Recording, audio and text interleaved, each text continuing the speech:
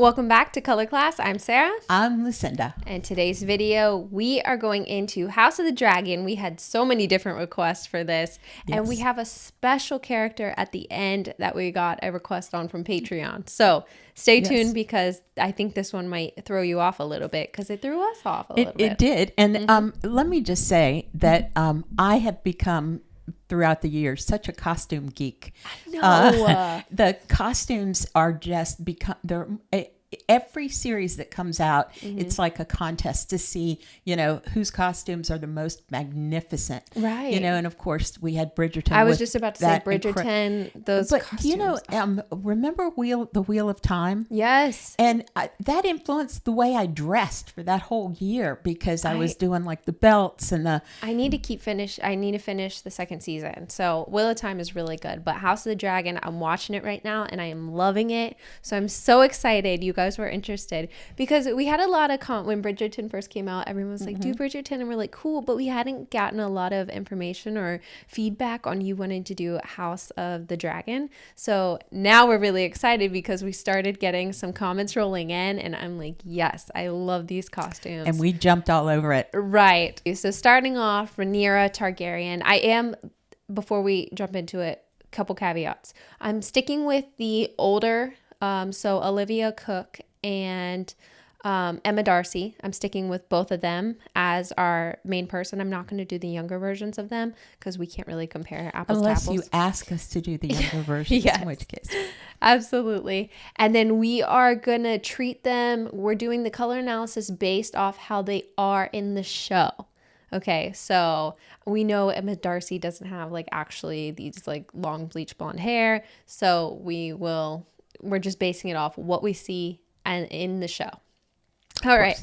Now, Rhaenyra, her costumes. I mean, I guess we should start off with her house, the Targaryen house, the whole red and black theme, the dragons, all of their I don't want to get too much into the costumes because we could be here all day. But edgy, right? Kind of the scales, dangerous, and the fire, but everyone's costume is red and black, and it's really dark. Yeah. So when you put these really dark shades on someone like Rhaenyra, which has the light hair, the light brows, the medium light eyes, light skin tone, everything about her is so light. So when you put these deep colors on, it's trying to find harmony.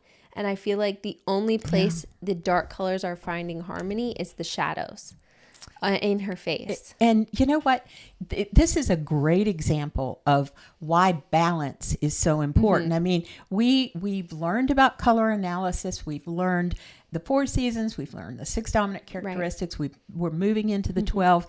And we hope that we give you enough information that you can look at somebody and determine their season, and that you can look at clothing in a store and know which season it fits. But here's a case where, without looking at any of that, what you want to have is balance from the top of your head down to your bust line. You don't want your head to look like it's so pale and frosted that it's kind of floating away, and your clothing is coming to you because it's so bold. And I think in this picture we've got a case of that, because it's just sort of like somebody dropped a white veil over her, and then there's the costume. Right. And so, that's not what you want when you're making a choice. Yeah, these costumes really stand out, but I think it's because they are so heavy on such light character. With Rhaenyra, they even did the lighter brows with her. So I feel like I shouldn't say in real life, Emma Darcy definitely has a little bit more depth, but here, Rhaenyra, they lightened it. I mean, it's much lighter, including her eyes, but you know what's a really good thing? Red and black are both cool tones. So can you imagine if it was the red they're using? Right. It's on the cool side of red, because, not the orange. Yeah, they usually use a bluer based, heavier, smokier. I'm trying to think of just a deeper shade. It's muted. It's muted to a degree. It's kind of charcoal down a little bit. At least it's cool, because imagine if they put her in a darker, warmer shade, her skin tone would go yellow. It wouldn't be as good. When you said that it was the shadow, it was pulling out the shadows and balancing the shadows rather than her hair or her skin tone. That is absolutely true. Right. And that will drag, if you're doing that in real life, that will drag down your face. And one thing I want to draw your attention to is the jawline. Because what happens when we have kind of an imbalance between the lightness and the airiness of our face and our skin tone, and then the clothing, is it will pull the jawline down. And in someone like myself, I want to have, as Chris at 68 years old, I want my jawline to be lifted, not pulled down. And she's beautiful. So, there's some people that are just so gorgeous that, they could wear anything on anything and they're still going to be beautiful. But we're talking nuances here. So the costume designers, they went with the heavier, the richer fabrics, the darker colors to match with the house. But it was hard to find Rhaenyra in something light. Now, I will say earlier on when they used the younger actress, it was easy. They had her in a lot of lighter colors, kind of, I guess, to show the innocence of her age. But now everything she wears is super dark, except... Well, I was going to say, remember, they're trying to make her more and more regal and stately. So they incorporated that into their design. Like strong, powerful woman. But a moment where they didn't have her in something deep was this scene. She had just given birth or is giving birth, or so they gave her a very vulnerable state and they put her in something very light to represent that. But look how good the lighter color looks on her. Well, remember, we were talking about pulling down and drooping. Right. And if you look at her face, it looks almost like a different person. Right. So this lighter color is going to uplift instead of draw down. But not because it's a lighter color, because it balances her hair, her skin, and her clothing. And that balance is so critical to give you that lift. Right. And you can see just how light her brows are here. They opted for very light makeup. Her eyes look beautiful with the blue. I know those are like small little details, but for being a color analysis channel, we're focusing on the actual colors that they're wearing. Now, I know this does not represent the show well because the whole point of House Targaryen is to wear those darker colors. I mean, they have dragons and things like that. So we know Rhaenyra's light, and wearing the lighter colors works really well for her, but it doesn't represent the house. So we understand all of the costume designers. We get it. You want something to represent. Now, if I were Rhaenyra and I was trying to figure out what to do, crown. Just toss a crown up there. Yes. Give you some balance. Right. It would help balance it a little bit more. Maybe put some blue jewels in there to bring out my eye color here. Or a band, maybe get a band in her hair. Or some lighter, chunkier jewelry. Just, something along those lines. I mean, the regal. They should be able to pick up some jewels here and there throughout the castle. Yeah, the dragons can go searching. All right.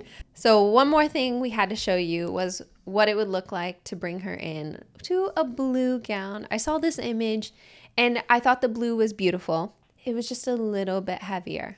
So let's take a look. One thing I also want to mention is that Sara, when she develops these for you, she did not change the face or the shoulders, and she tends not to do that unless she tells you. So the head and the shoulders are identical in these two colors. Yes, head and shoulders. But look at the difference in terms of the richness of her skin tone. Once she went to the lighter, kind of more periwinkle blue, her skin looks richer. It looks healthier. Her neck looks more swan-like and stately. It's beautiful. Sara had mentioned jewelry before. Now, look at this. The necklace helps. So, popping a crown on her head would probably help ground her, bring that head back down into her shoulders and make it all of a piece. And then the other thing that I noticed that was interesting is if you look at the lining on the rough, kind of the raised area of her dress on the shoulders, it looks like they've lined it in a red color, which is actually, if you think about reflectivity and the reflectivity of light, it's actually a good choice because you'll get some warmth being reflected back onto the skin tone. Right. Now, I don't love doing these types of images because it doesn't actually give you the full effect as if she were wearing the dress. Obviously, if she were wearing the dress, you would see a lot more changes in her skin tone, a lot more changes in the light being reflected back up. And also, I thought about changing her necklace, but then I thought the dress was just enough to get an idea. I'm not a huge fan of doing this because they don't give you the full picture, but just to beware, that's what happens. And also, if you did it, it would defeat the purpose because one of the things that we want you to do in the darker dress and the lighter dress is scan back and forth, toggle back and forth from on her face, right around her nose area between her eyes. Look at the left, look at the right, look at the left, look at the right. You actually see, even though the picture is identical in the facial area and the shoulder, you see a lightness that isn't on the left side. And that's part of the optical effects that we all have, that are all happening because your eye is wanting to lighten up that face because the dress has been lightened up. Now we've gotten through Rhaenyra. I know this is just like a drop in the bucket for the costumes and things like that. Obviously, I don't want to make this super long video because we could be here all day talking costume design. But I am going to go ahead and move on to Alicent Hightower because she has some really gorgeous gowns. But I don't know how the costume designers aren't running out of ideas because she wears the same green. And of course, the Hightower house is known for wearing green and white. And she looks beautiful in it. I'm sure it has something to do with the red hair. Well, the tinted red hair, because she's not a redhead, right? Very true. But I can answer some of your question or how they look at the necklines. Look at the variation in the neckline from the scoop neck to the V-neck to that kind of low bodice shoulder. A lot of this is happening in the neckline, the variation. Right. And there is something, the reason that I picked out these images, I want you to look at the image on the left, and then I want you to look at the image on the right. Now, both of these images, she has red hair, but if you notice on the left, it's a lot more fiery than on the right. And you can see the image on her right, her roots. You can see how dark her natural hair color is, Olivia Cooke's natural hair color. But they have red on top of it. So it's a deeper red. It's a darker red. Versus on the left, do you see there's a lot more lightness in there? And I'm sure shadows and where they're directing versus like outside versus inside, I'm sure lighting has a lot to do with it. But on the left-hand side, she's also wearing the black veil. The hair seems a little bit bright and out of place versus on the right. Do you see how the greens are a very dark green? The gold jewelry helps make it warmer, but these are still really dark green. So when she has these vibrant red hair on the left, it feels a little bit out of place, and that could be because of the black veil. Well, here's a fun exercise. Imagine you're painting her portrait, and you've laid out your palette of paints, and they're all kind of in the same family and they're of a piece. If I were painting this portrait and then I were putting in that fiery red hair, it would look like a slash to me across this kind of, of a piece kind of blended together color scheme. It looks added on, for lack of a better term. Right. And then if we look at the one on the far right, everything, I'm painting this portrait, everything is kind of all together. I'm mixing my paints and there's a little bit of everything and everything, so that it's all of a piece.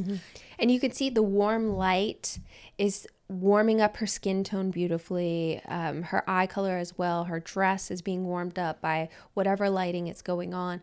But on the left, the hair color is a bit out of place with the darker green and the black head veil. Something feels a little off place. That's why I wanted to bring this one up. Her skin tone looks cool. Yeah, it almost looks kind of, I'm not going to say sickly, but it looks I mean, she is in a moment of distress. Okay, this works perfectly because it makes her look like she's paled out. But we did want to show you these two different images of Alicent Hightower.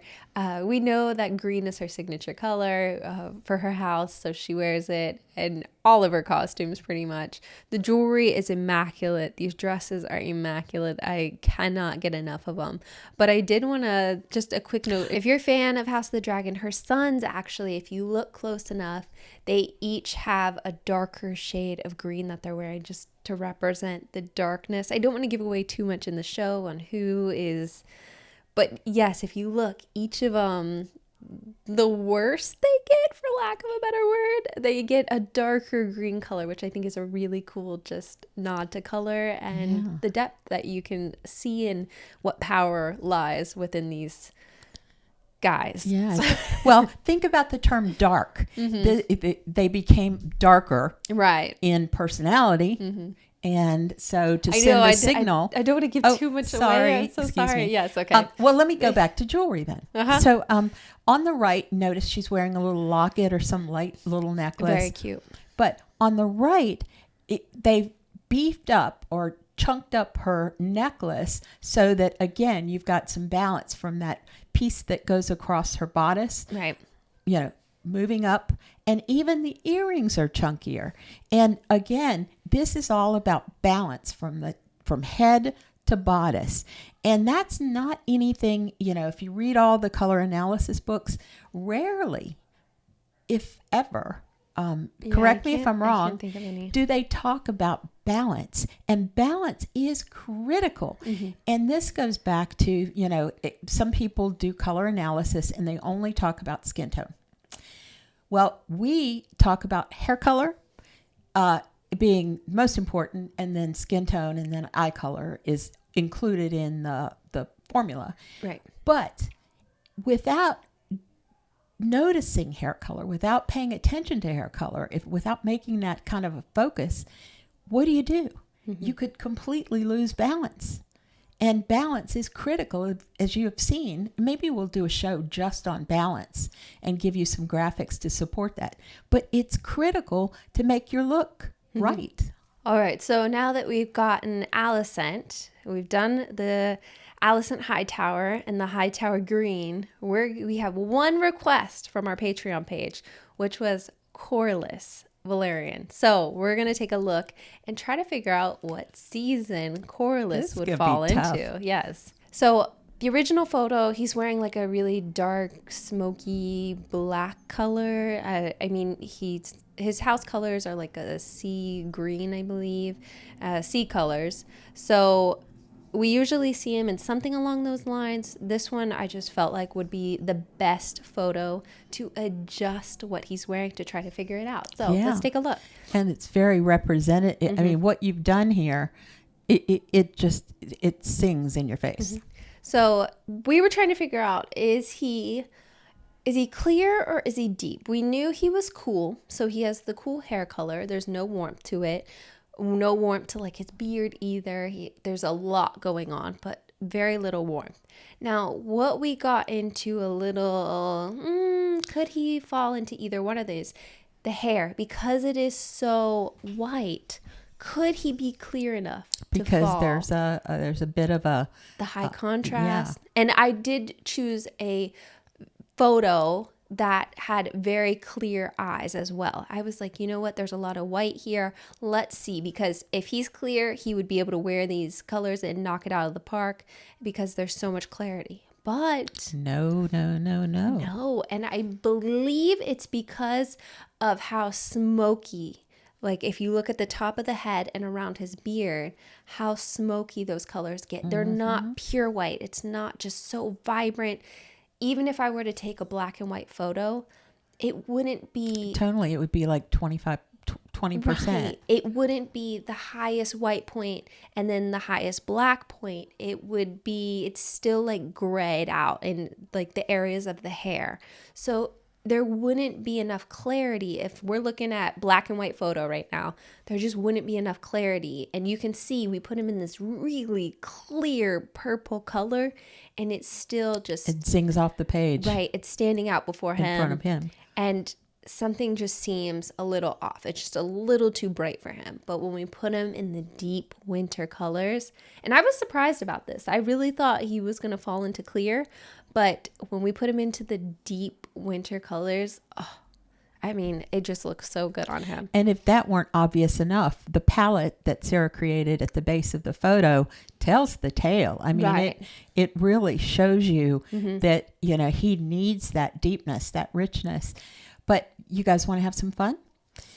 Let's do our toggle back and forth from the left Corlys to the right Corlys. And again, Sara did not change the hair. She did not change the skin tone. Right. So his face and head, those are identical. But now look at them from side to side.